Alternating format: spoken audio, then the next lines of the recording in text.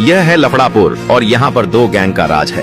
एक गैंग को शाका का पिता जगनू चलाता है जिसका नाम है खूनी पंजा, और दूसरी गैंग जिसे शबनम का पिता बशीरा चलाता है उसका नाम है मौत का मंजर। इन दोनों गैंगों में बहुत दुश्मनी रहती है और रोजाना उनकी गैंग वार होती रहती है, जिससे लफड़ापुर के लोग बहुत परेशान हो जाते हैं। सारे लोग जब इंस्पेक्टर गोरिल्ला से शिकायत करते हैं कि इन गैंगों ने हमारी जिंदगी मुश्किल कर दी है, तो गोरिल्ला सोचता है कि इनके खिलाफ कुछ करना चाहिए। वह सबसे पहले जगनू के पास आता है और उससे कहता है, तुम्हें अब यह दुश्मनी खत्म कर लेनी चाहिए। जगनू भी रोज की गैंग वॉर से तंग आ चुका था, तो वह मान जाता है और गोरिल्ला से कहता है, यह दुश्मनी कैसे खत्म होगी।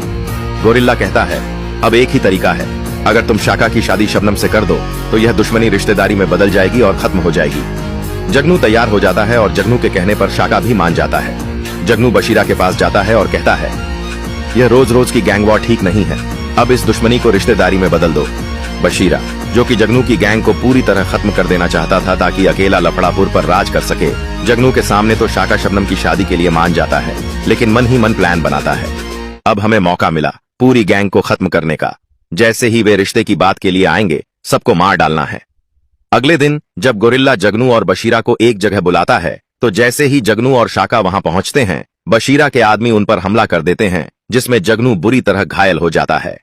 गोरिल्ला बशीरा के लोगों को रोकने की कोशिश करता है। उसी समय शाका जगनू को लेकर अस्पताल पहुंचता है, लेकिन 2 दिन अस्पताल में रहने के बाद डॉक्टर शाका को बताते हैं कि जगनू को कोमा आ गया है। अब सवाल यह है, क्या शाका जगनू का बदला ले पाएगा या नहीं।